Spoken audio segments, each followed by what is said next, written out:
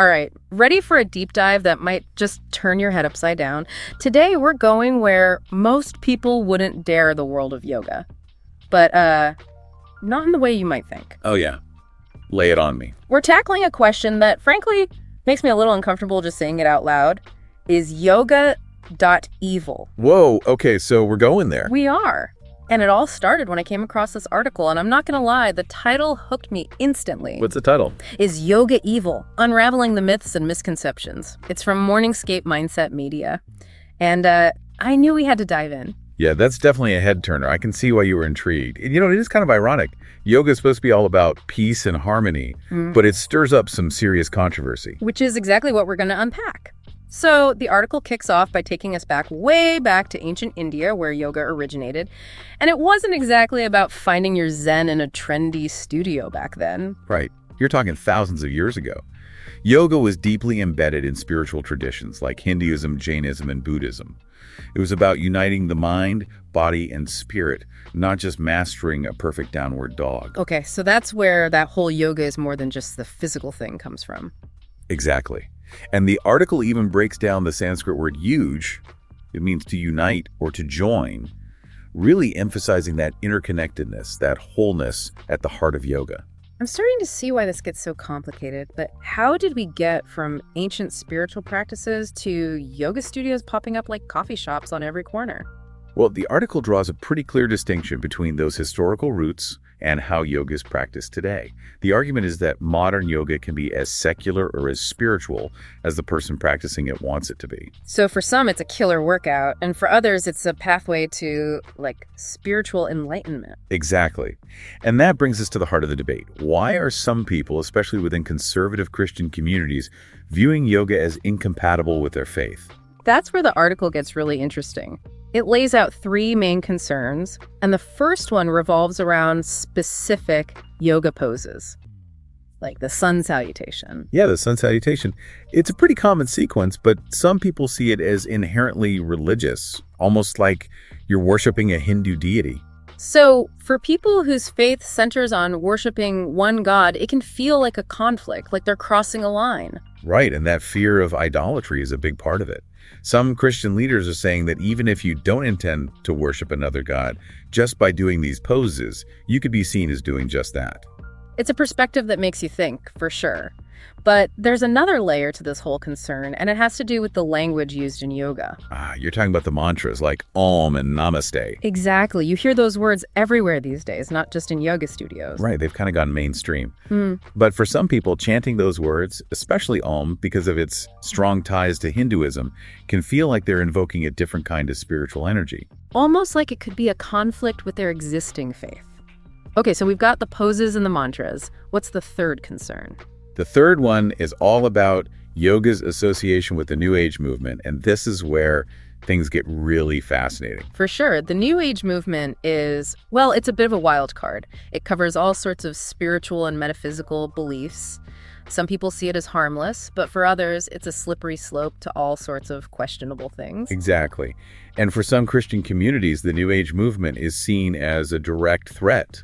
Like it could lead people astray from their faith. So when they see yoga linked to that movement, alarm bells start going off. Right. It's like they see it as a gateway to beliefs and practices that go against everything they believe in. But it's not that simple, is it? Of course not. That's what makes this so intriguing. There's always another side to the story. Right. And that's where this whole debate about whether yoga is inherently anti-Christian comes into play. And the article doesn't shy away from that at all. It dives right in. Exactly.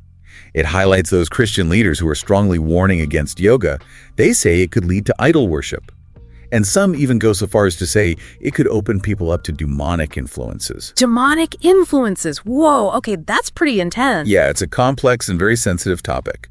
Some point to the origins of certain poses, saying they were designed to honor Hindu deities. Others are worried about the altered states of consciousness you can reach through deep meditation, saying it could make you vulnerable to negative spiritual forces. It's a lot to unpack. But honestly, I can imagine that anyone who is Christian and loves yoga is probably feeling pretty conflicted right now. I can only imagine. So where does that leave them? Is it a hard no on yoga, or is there some wiggle room? Well, the article presents a pretty strong counterargument. Okay, tell me more. Many people argue that if you strip away all the spiritual stuff, yoga is simply a really beneficial form of exercise and a great way to relieve stress. So it's like saying enjoying a cup of green tea doesn't automatically make you a Buddhist. Exactly. And the article even talks about the rise of Christian yoga. They're adapting traditional yoga to incorporate scripture and prayers. So they're finding ways to make it work within their belief system. That's fascinating. It seems like there isn't an easy answer to the question of whether yoga is okay for Christians or not. And the article reflects that. It really comes down to the individual's intention. Why are you doing yoga? What are you hoping to get out of it? And do your reasons fit with your core beliefs? It's like that saying, the poison is in the dose. Even something good can be harmful in the wrong amount. Such a good point. So yeah, it seems like the article is saying that yoga isn't inherently good or evil. It's all about how you approach it. Okay, things are starting to click for me. This is way more nuanced than just saying yoga is good or yoga is bad. But before we go too far down that rabbit hole, let's talk about the science behind it all. I mean, the article talks about some pretty amazing benefits of yoga that are hard to ignore. Absolutely. Even if you take all the spiritual stuff out of the equation, the physical and mental benefits are undeniable. We're talking about lower stress, reduced anxiety, better flexibility, improved posture, and even positive effects on your blood pressure and heart health. It's like the ultimate 2-for-1 deal for your mind and body. Exactly, and it's all backed up by scientific studies. The article mentions one study that found that doing yoga for just 12 weeks led to a 15% drop in stress hormone levels. 15%, that's huge. It's not just anecdotal evidence either. That's hard science proving that yoga can make a real difference. Right, and it goes beyond just stress. The article talks about studies showing yoga can improve your sleep, make your muscles stronger and more flexible, and even boost your immune system. Okay, color me impressed. I think even the biggest skeptics would have trouble arguing with that kind of data. But after all this discussion, after all the back and forth, are we finally ready to answer the question that started it all? Is yoga evil? Well, based on everything we've read, the answer seems to be a pretty clear no. A clear no. But what about all the concerns we've been talking about? Those concerns are definitely valid, and it's important to acknowledge them. But the article's main point is that yoga, in its pure form, isn't about pushing any particular religious beliefs or doing anything harmful. So it's not the yoga itself that could be the problem, it's how it's interpreted and practiced. Exactly, and that's a really important distinction to make. This is where I think things get really interesting. We've talked about the history, the controversy, the science, but it feels like there's a much bigger question here. How do we as individuals approach practices that come from different cultures and spiritual traditions, especially when those traditions might not fully align with our own beliefs? Now that's a question worth exploring. And it's a conversation we need to have not just about yoga, but about so many other practices and traditions we encounter in today's world. We live in a world where we're constantly bumping into new ideas and ways of thinking.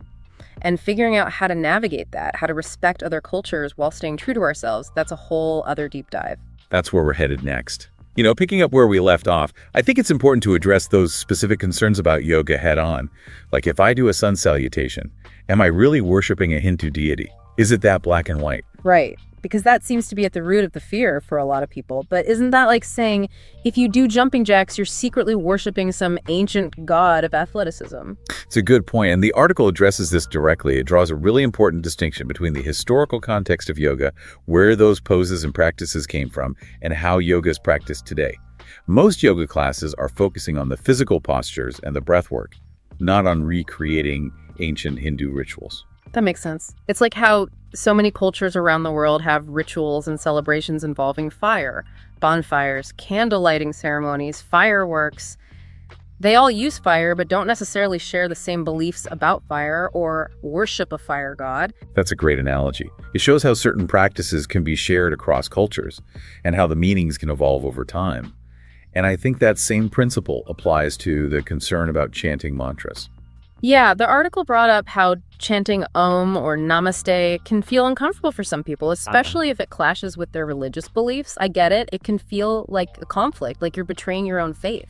Absolutely. It's a valid concern.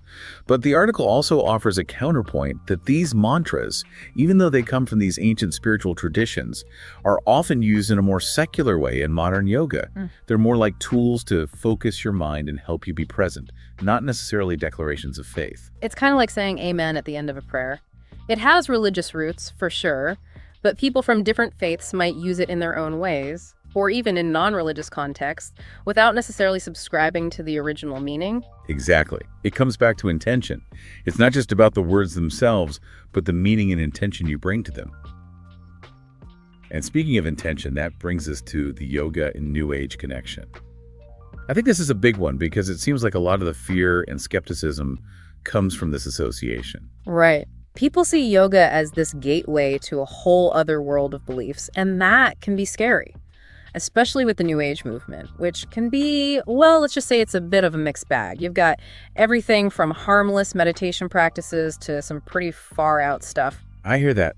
And that's why the article really emphasizes that yoga isn't inherently tied to New Age philosophy.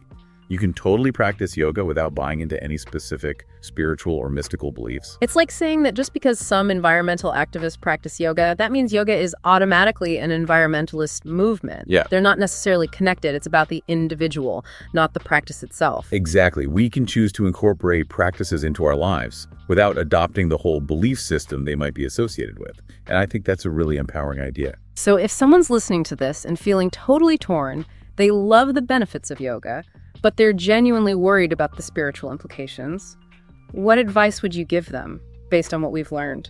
I tell them to go back to that idea of intention, to really think about why they're drawn to yoga in the first place. What are they hoping to get out of it? Are there ways to tailor their practice to align with their own values and comfort levels? So it's not like an all or nothing thing. Like maybe they choose a yoga class that focuses more on the physical aspects like strength and flexibility, and skips the chanting or spiritual discussions. Right. Or they might want to check out Christian yoga, which we mentioned earlier. It's about finding a path that feels authentic and comfortable for them. I love that. It's about taking ownership of your yoga practice and not letting it control you. But let's not forget about all the amazing benefits we talked about.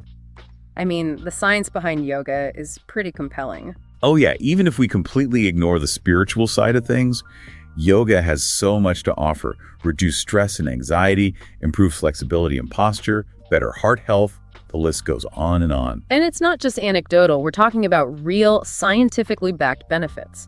The article even talked about studies showing how yoga can positively impact blood pressure, heart health, and even help with depression. It's pretty amazing how much research supports the positive effects of yoga on both our bodies and minds.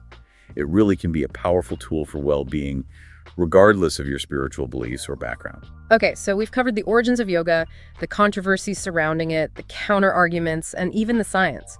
So, are we ready to circle back to that big, bold question, is yoga evil? Based on everything we've explained in the article, I think it's safe to say that yoga, in and of itself, is not evil. Okay, but. There's always a but, right?